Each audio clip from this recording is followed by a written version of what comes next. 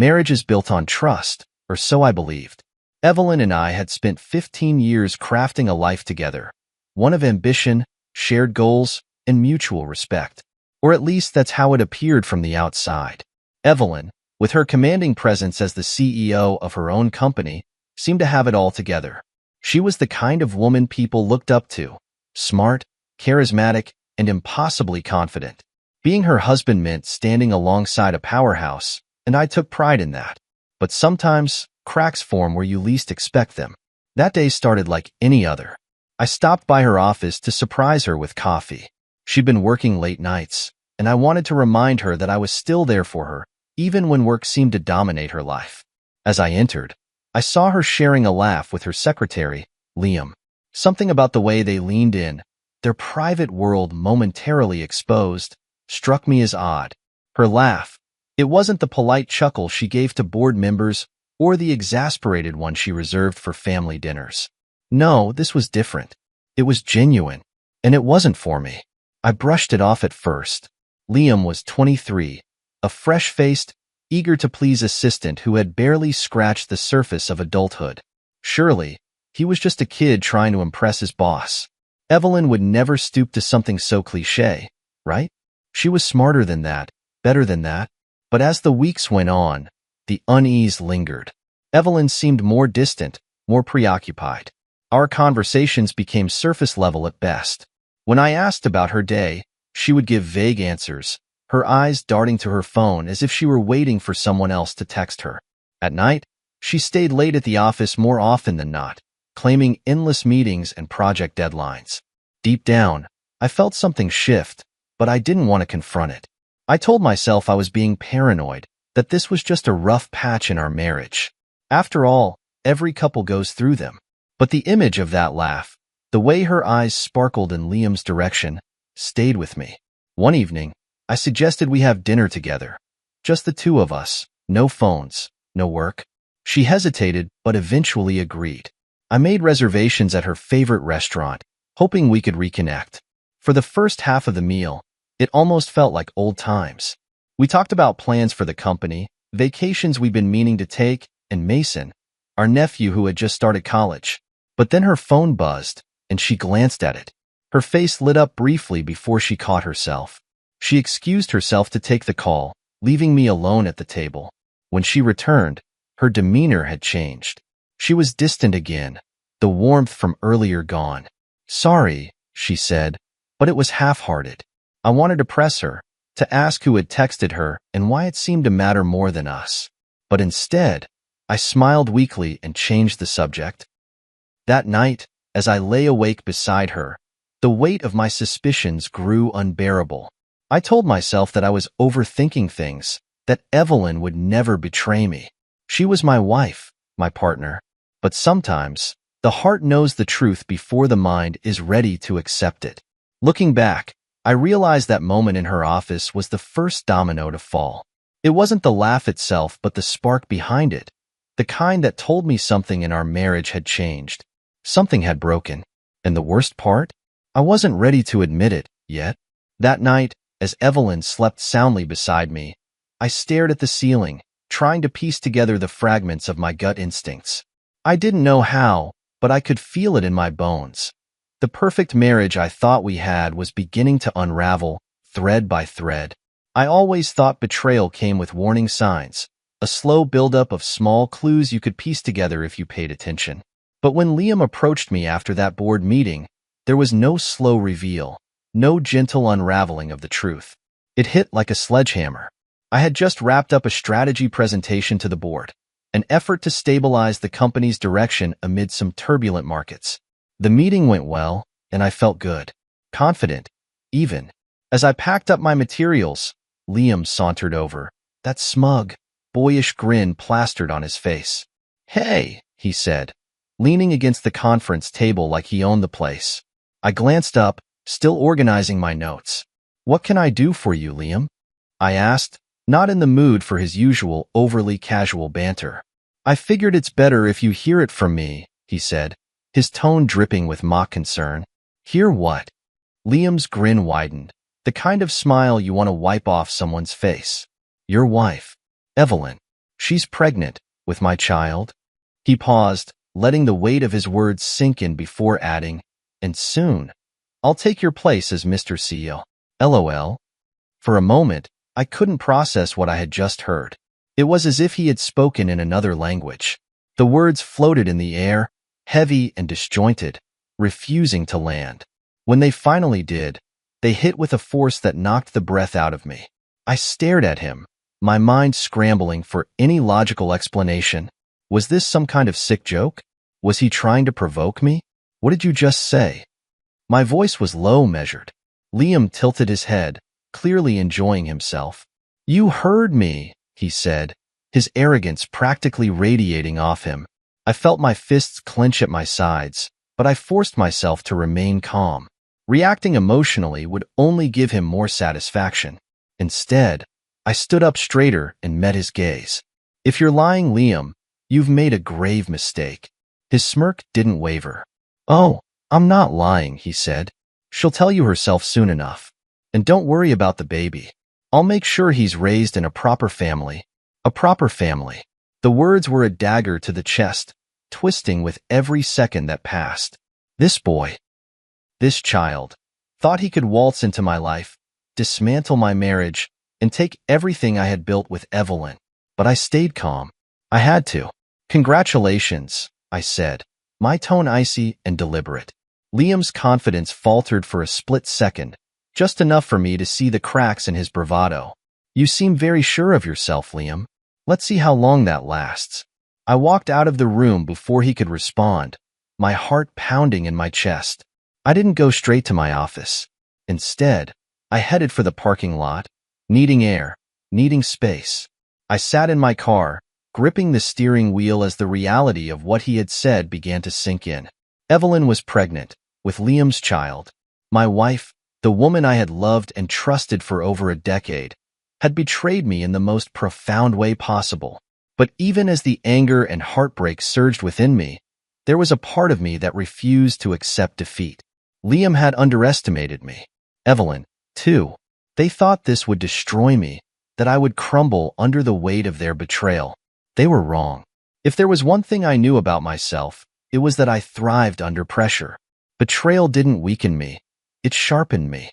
If Liam thought he could humiliate me and take my place, he was in for a rude awakening. As I drove home that evening, a plan began to form in my mind. It wasn't fully developed yet, but the foundation was there. I wouldn't confront Evelyn immediately. Not yet. I needed to gather information, to assess the situation and plan my next move carefully. Liam might have had the audacity to gloat, but he had also made a fatal mistake. He had underestimated just how far I was willing to go to protect what was mine. By the time I pulled into the driveway, my mind was set. I would play the long game. And when the time came, I would make sure they both regretted underestimating me. The news of Evelyn's and Liam's affair, followed by the revelation of her pregnancy, spread like wildfire. Mutual friends, colleagues, and even acquaintances couldn't stop whispering about it. I should have felt humiliated, but instead, I felt strangely calm. This wasn't a storm I needed to weather. It was an opportunity. Evelyn and Liam thought they were living a fairy tale, but they had no idea they were walking straight into the consequences of their choices. Within weeks of filing for divorce, Evelyn and Liam announced their engagement. They didn't bother keeping it low-key. The entire spectacle was broadcast across social media. Pictures of Evelyn showing off her diamond ring flooded my timeline, accompanied by captions like, "True love always finds its way." It was as if she was trying to rewrite history, painting herself as the heroine of her own story. What came next was the most ostentatious wedding anyone in our social circle had ever seen. Evelyn had always had a taste for the extravagant, and this wedding was no exception. They rented a villa in Tuscany, a sprawling estate with lush vineyards, historic architecture, and a view that seemed to stretch endlessly into the horizon. Pictures of the venue began circulating weeks before the event, each one more nauseating than the last. The wedding day itself played out like something from a movie. Guests posted photos of Evelyn in a designer gown that must have cost more than some people's annual salary. There were champagne fountains, a string quartet, and a menu curated by a Michelin-starred chef. The ceremony itself took place under an ornate floral arch, with the Tuscan sun setting behind them. A picture-perfect moment captured and shared for all to see. But beneath the polished surface, cracks were beginning to form. Through a few mutual connections, I learned that Liam had been increasingly reckless with their finances. He had convinced Evelyn to pay for the wedding, claiming it was an investment in their future. Evelyn, blinded by her infatuation, agreed without question. She dipped into her savings, liquidated assets, and even took out a loan to cover the expenses. Liam, of course, made no contributions of his own. The irony wasn't lost on me. Evelyn had left me for a younger man, someone she claimed was full of ambition and promise. Yet here she was, footing the bill for his dream wedding, while he basked in the glow of her wealth and influence. I didn't attend the wedding, of course, but I followed every detail from a distance, not out of jealousy, but out of curiosity. I wanted to understand the game they were playing, to see how far they would go to maintain the illusion of their happiness. Every extravagant post, every smug caption, only strengthened my resolve.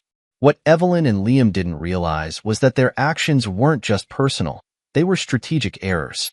By flaunting their wealth and status so openly, they were creating a trail of breadcrumbs that would eventually lead to their downfall. I had already begun gathering evidence of Liam's past, and the more he exposed himself, the easier it became to connect the dots. The wedding concluded with a lavish fireworks display, the finale to their picture-perfect day. Evelyn and Liam stood hand in hand, gazing up at the sky as bursts of color illuminated the night. It was a moment designed to be envied, to project an image of a couple untouchable by scandal or consequence. But as I watched the videos and scrolled through the photos, I couldn't help but feel a sense of anticipation. They thought they had won, that they had moved on to a brighter, more glamorous future. What they didn't know was that their fairy tale was built on lies and deception. And sooner or later, every illusion shatters. As I closed my laptop that evening, I made a silent promise to myself. When the time came to confront them, I wouldn't just expose the truth. I would dismantle the very foundation of the life they had built.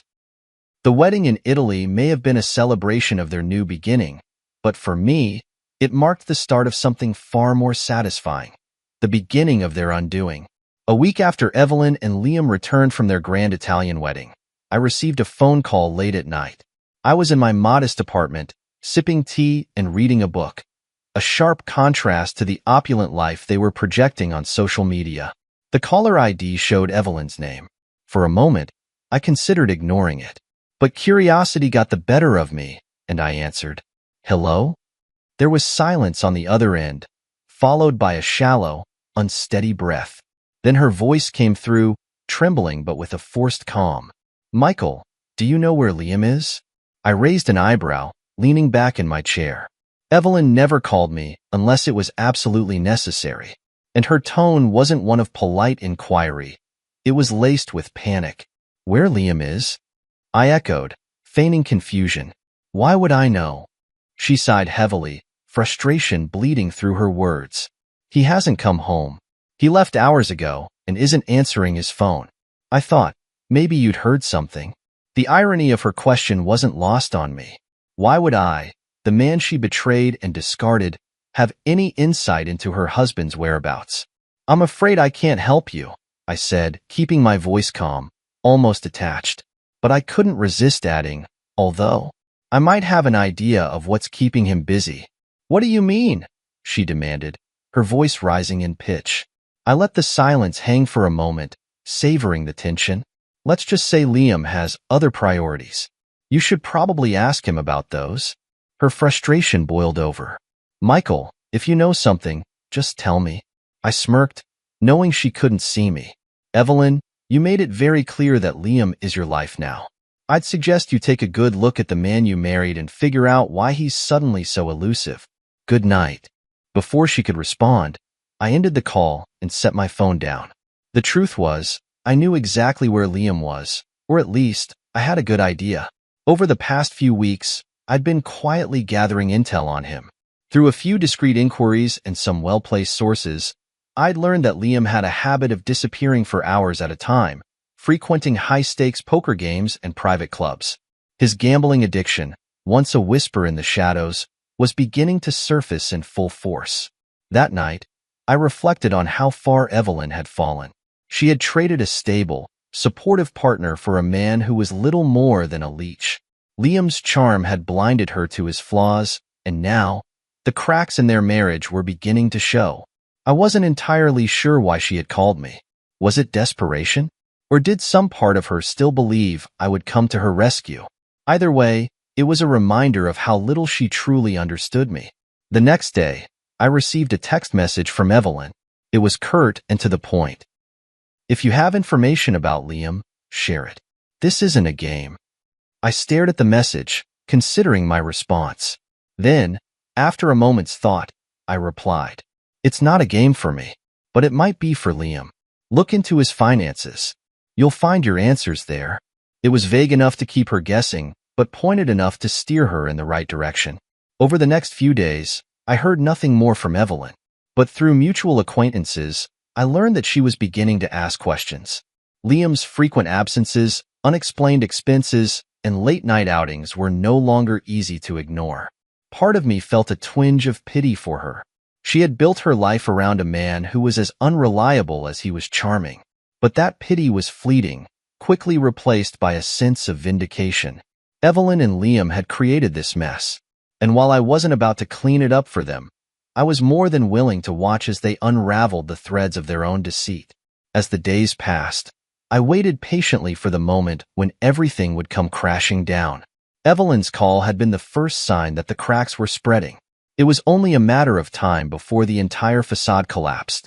The days following Evelyn's late-night call passed quietly, at least on the surface. I kept to my routines, focused on work, and refrained from checking her social media, though I didn't need to.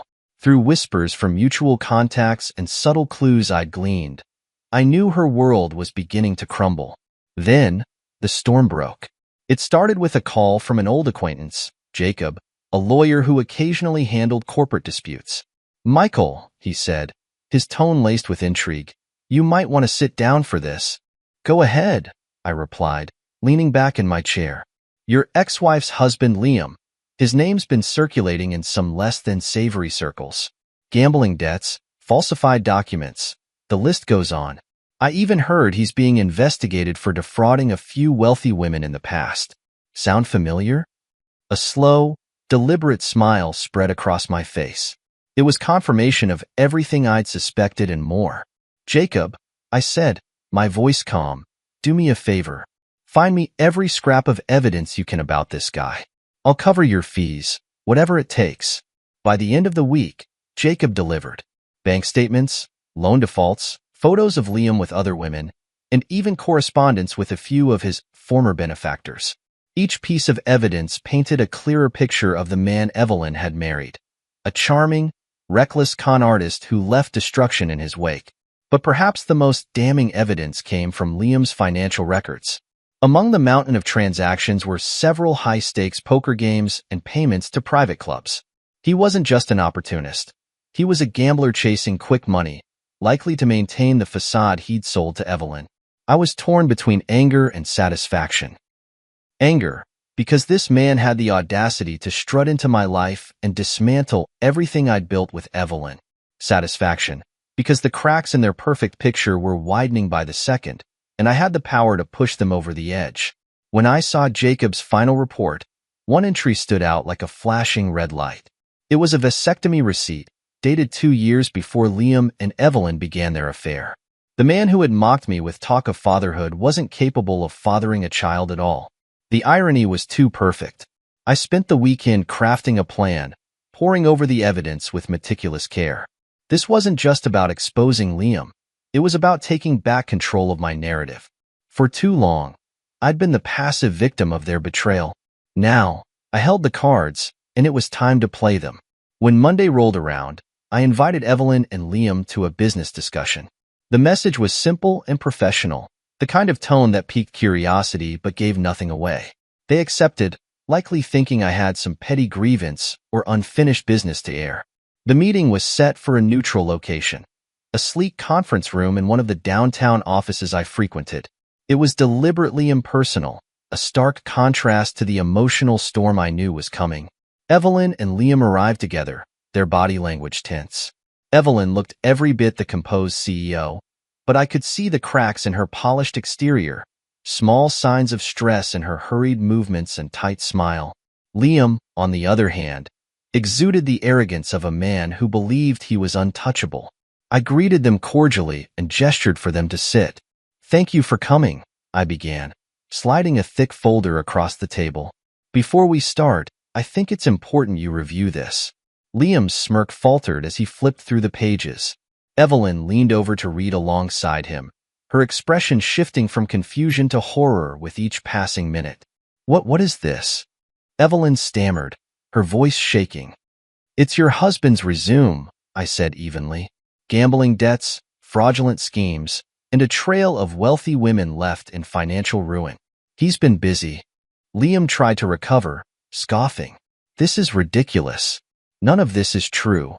"Isn't it?" I countered, sliding another document forward. "Because this says otherwise." I revealed the vasectomy record with a deliberate flourish, watching as Evelyn's face turned ghostly pale. "Did Liam ever tell you about this?" I asked, my tone casual. Her gaze darted to Liam, who looked like a deer caught in headlights. You lied to me?" Evelyn whispered, her voice barely audible. The room fell into a deafening silence. I leaned back in my chair, folding my arms. "I wanted you to know the truth," I said, looking directly at Evelyn. "Not out of malice, but because you deserve to understand the choices you've made. You thought you were building a life with him. Turns out, he was just building his next con." Liam's bravado evaporated as the weight of his lies came crashing down. Evelyn's eyes filled with tears, and for the first time in years, I felt something unexpected, pity. But that pity didn't last long. This was only the beginning. The tension in the room was palpable as I leaned back in my chair, watching the scene unravel before me. Evelyn sat frozen, her hands clutching the damning evidence. Liam, once smug and self-assured, was now visibly squirming under the weight of the revelations. The silence that followed was deafening, broken only by the sound of Evelyn's trembling breath. "Explain this," she demanded, her voice sharp yet wavering. She shoved the vasectomy receipt toward Liam, her eyes glistening with betrayal. I can explain," Liam stammered, his usual confidence reduced to a pathetic sputter. "That was from a long time ago. It doesn't mean anything." "Oh, it means everything," I interjected, my voice steady. "It means your grand story about fathering Evelyn's child was a lie. And not just a small lie, a calculated one. You knew exactly what you were doing." Liam's eyes darted between Evelyn and me, his face a mixture of panic and anger. "You think you're clever, Michael?" he spat, his tone desperate. "Digging up my past to play the hero? You're pathetic." I raised an eyebrow, unfazed by his attempt to shift blame. "Pathetic? No, Liam. What's pathetic is using people for their wealth and then discarding them when they're no longer useful. I just happened to be the first one to call you out on it." Evelyn turned to Liam, her voice cracking. "Is it true? Were you ever planning on being honest with me? Or was I just another pawn in your game?" "Evelyn, you're overreacting," Liam said, reaching for her hand. "We can get through this. Michael's just trying to stir up trouble. Don't let him manipulate you." But Evelyn yanked her hand away, her eyes blazing with fury. "Don't you dare," she hissed. "Don't you dare make this about him. You lied to me. You used me. And you made me throw away everything for what? For this." She gestured toward the stack of evidence, her voice rising with every word. I sat back, letting her words sink in. For once, Evelyn was seeing Liam for what he truly was, and I didn't need to intervene. The truth was doing the work for me. Liam's composure cracked further. "Fine," he snapped, his voice laced with venom. "So what if I lied? You weren't exactly an innocent victim.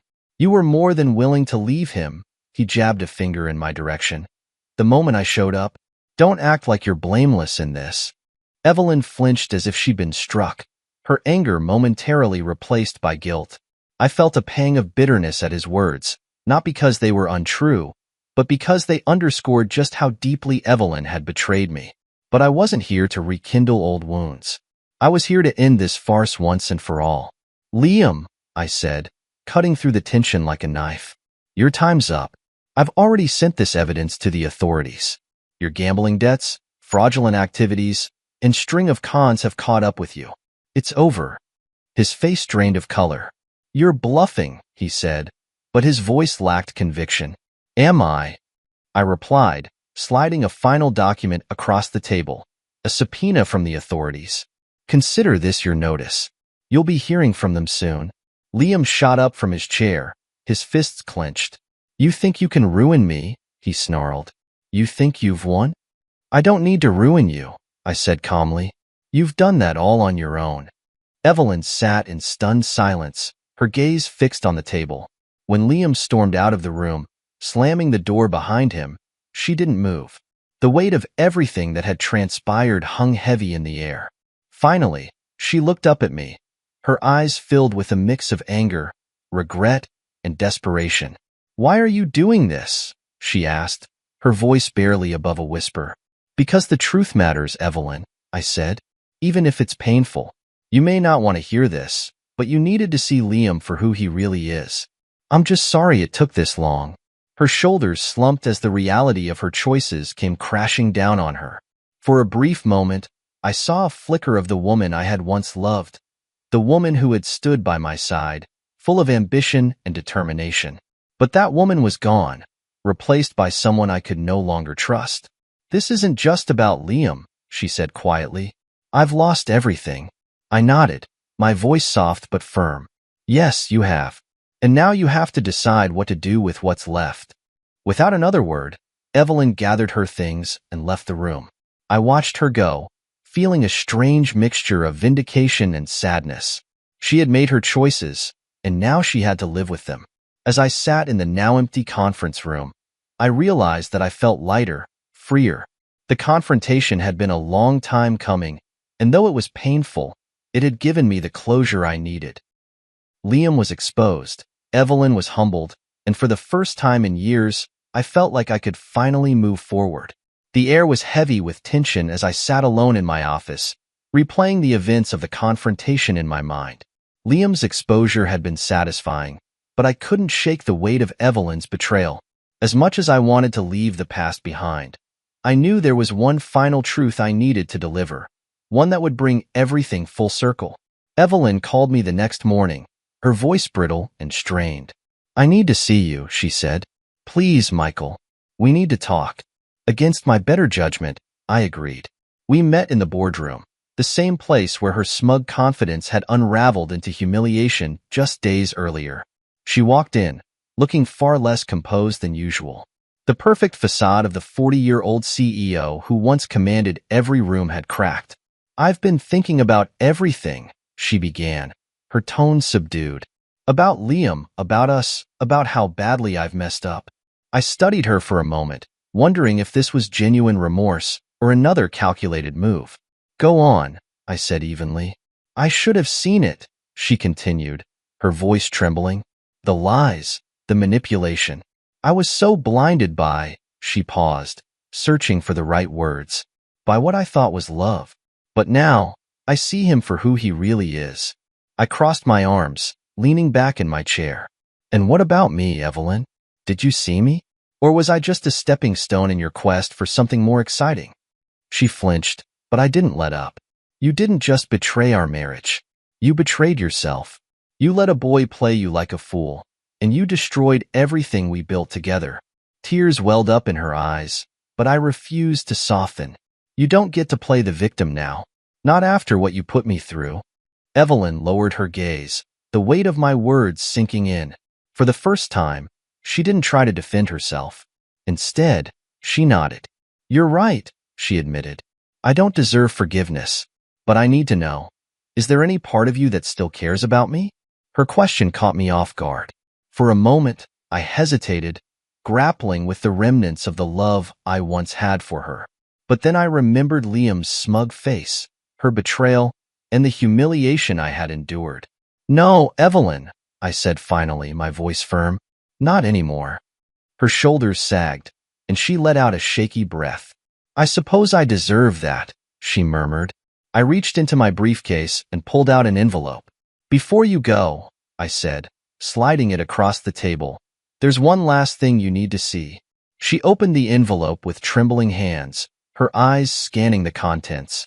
It was a paternity test result, conclusive proof that Liam couldn't be the father of her unborn child. Her face drained of color as she looked up at me. What is this? It's the truth, I said, my tone sharp. Liam had a vasectomy years ago. He knew you weren't carrying his child, but he let you believe the lie. He used you, Evelyn, just like you used me. Her hands shook as she dropped the paper onto the table. Then who? She whispered, more to herself than to me. I shrugged, my expression unreadable. That's a question only you can answer. But if you're hoping for sympathy from me, you won't find it here. Evelyn's eyes filled with tears, and for the first time, I saw genuine fear in her. She had gambled everything. Her marriage, her reputation, her career, and lost. I didn't know, she said, her voice barely audible. I didn't know it would end like this. But you knew it was wrong, I countered. And you did it anyway. Evelyn rose slowly, the weight of her choices pressing down on her.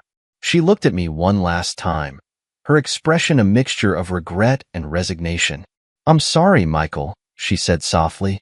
I didn't respond. Her apology, while sincere, couldn't undo the damage. As she walked out of the room, I felt a strange sense of closure. The bombshell had been dropped, the truth laid bare, and the chapter of Evelyn and Liam was finally over. I stared at the empty chair where she had sat, my mind racing with the possibilities of the future. For the first time in years, I felt free from the lies, the betrayal, and the toxic cycle that had consumed my life. The bombshell wasn't just about Evelyn's mistakes. It was about reclaiming my narrative. And as I left the boardroom that day, I knew I was ready to start the next chapter of my life on my own terms. The call came late in the evening. I had just settled into the rhythm of a peaceful night, something I hadn't known in years, when my phone buzzed. It was Evelyn. Her voice was frantic, broken in a way I had never heard before. Michael, I need to talk to you, she pleaded, her words tumbling over each other. Please, I don't know who else to call. It took every ounce of restraint to keep my voice calm. Evelyn, I'm not sure there's anything left for us to talk about. But she was persistent, her desperation pouring through the line. Against my better judgment, I agreed to meet her at a small cafe downtown, the kind of place we used to frequent when life felt simpler. When I arrived, she was already there, hunched over a cup of untouched tea. Her once pristine appearance was a shadow of its former self. Hair slightly unkempt, dark circles under her eyes, her confident demeanor replaced by nervous fidgeting. Michael, she began, looking up at me with tear-streaked eyes, I'm sorry for everything. For what I did to us, to you. I didn't realize how much I'd lose until it was too late. I took a seat across from her, folding my arms as I studied her. And what exactly is it that you've lost, Evelyn? Your marriage? Your reputation? Or the illusion you built for yourself? She flinched at my words, but I wasn't about to sugarcoat the reality she had created. I lost you, she admitted, her voice breaking. And I lost myself in the process. Liam, he wasn't who I thought he was. He lied to me, manipulated me, and left me with nothing. I raised an eyebrow, leaning back in my chair. And what did you expect? That he'd be your knight in shining armor? Evelyn, you chose him over everything we built. You didn't just betray me. You betrayed yourself. Her tears came harder now, and she reached across the table, her hand trembling as it tried to grasp mine. I didn't move. I was a fool, she sobbed. I let greed, excitement, and vanity cloud my judgment. Liam promised me the world, but all he gave me was a nightmare. And now, her voice dropped to a whisper, now I'm alone. For a moment, I felt a flicker of pity, but it was quickly overshadowed by the weight of her choices. You're not alone, Evelyn. You still have yourself, and that's who you need to reckon with. She looked at me, her expression a mixture of heartbreak and realization. I don't deserve your forgiveness, do I? No, Evelyn, I said plainly, my tone devoid of malice but firm. You don't. Forgiveness isn't something you can demand or manipulate. It's earned, and right now, All you've earned is the consequences of your actions. She nodded, her shoulders slumping further. I just wish I could go back and undo everything, she murmured. But you can't, I replied, standing up. And neither can I. What's done is done. The best you can do now is figure out who you are without the lies, without the facade. I hope you find that person, Evelyn. I really do. As I turned to leave, she called out one last time. Michael, do you think I'll ever find peace? I paused, glancing over my shoulder. That depends, Evelyn. Peace doesn't come from running away from your mistakes. It comes from facing them head-on. If you're willing to do that, maybe one day, you will. I walked out of the cafe, the cool night air hitting my face like a cleansing breath. For the first time in years, I felt lighter. Her breakdown had been painful to witness, but it solidified one thing. I was finally free. Evelyn's tears, her regret, her brokenness, they were no longer my burden to bear. She had made her choices, and I had made mine. The path ahead was clear, and I was determined to walk it with my head held high. The day after meeting Evelyn at the cafe, I woke up with an unexpected sense of clarity. For so long, my life had been overshadowed by the betrayal, the heartbreak, and the chaos that Evelyn had brought into it. But now, after that raw confrontation, I realized I was no longer tethered to her or the pain she caused. It wasn't just about moving on. It was about reclaiming the parts of myself that had been lost in the storm. I started by focusing on the company. The scandal involving Evelyn and Liam had shaken our business, but under my leadership, we were already beginning to stabilize. I spent hours strategizing, rebuilding trust with board members and employees alike. There was a new energy in the office, a determination to restore the reputation of a company that had been a cornerstone of the industry. But my healing wasn't confined to work. I finally started reconnecting with friends and family, people I had distanced myself from during the height of the drama. They welcomed me back with open arms, their unwavering support reminding me that I wasn't alone. One evening, I invited Gwen and her husband Wes over for dinner. They had been there for me in the aftermath of the divorce, offering words of wisdom and much-needed laughter during my darkest days. "You're looking better, Michael," Gwen remarked as we sipped wine on the patio. "Lighter, even." "Thanks," I said with a small smile. "I think I'm finally starting to find my footing again." Wes leaned back in his chair, nodding. "It's about time. You've been through hell, but you didn't let it break you. That says a lot about your character." Their words stayed with me long after they left. For the first time in years, I felt proud of myself, not for what I had achieved professionally, but for the resilience I had found within. I also started taking care of my health. I joined a gym, something I had always put off, and began running every morning. At first, it was grueling, but soon it became a meditative escape. With every mile I ran, I felt the weight of the past grow lighter. Surprisingly, I also found joy in simple pleasures I had forgotten about. Reading a good book, cooking a meal from scratch, or just sitting in the park and watching the world go by. Life, in its simplicity, was beautiful again. Evelyn's shadow still lingered at times. I heard whispers of her struggles through mutual acquaintances. She had stepped away from the public eye, choosing to live in quiet anonymity. Liam, meanwhile, had disappeared entirely, his schemes finally catching up to him. There were moments when I wondered if Evelyn had truly found the peace she so desperately sought. But those thoughts were fleeting. Her choices were no longer my concern. One evening, as I stood on the balcony of my home, looking out at the city lights, I felt a profound sense of gratitude. Gratitude for the lessons the past had taught me, for the strength I had discovered, and for the opportunities that still lay ahead. The pieces of my life were coming together, not as they were before, but as something entirely new. Stronger, better. I wasn't the man I had been when Evelyn and I first said, "I do." I wasn't even the man I had been when she left me for Liam. I was someone new, someone who had weathered the storm and come out the other side with scars, yes, but also with a renewed sense of purpose. As I turned to head back inside, I caught a glimpse of my reflection in the glass door. The man staring back at me looked content, confident, and ready for whatever came next. This was my life now, and for the first time in a long time, I felt like it was truly mine. The day I officially closed the chapter on Evelyn and Liam, I felt a weight lift off my shoulders that I hadn't realized I was still carrying. It wasn't just the divorce papers or the scandals or even the confrontation at the cafe. It was the realization that my life wasn't just about moving on. It was about moving forward. I took a long walk through the city that day, letting the cool breeze and the hum of life around me remind me that there was a world beyond my past. The skyscrapers seemed taller, the streets wider, and the possibilities endless. Work became a haven, but it didn't consume me. Under my leadership, the company began to thrive again, shedding the scars of the scandals and emerging stronger than ever.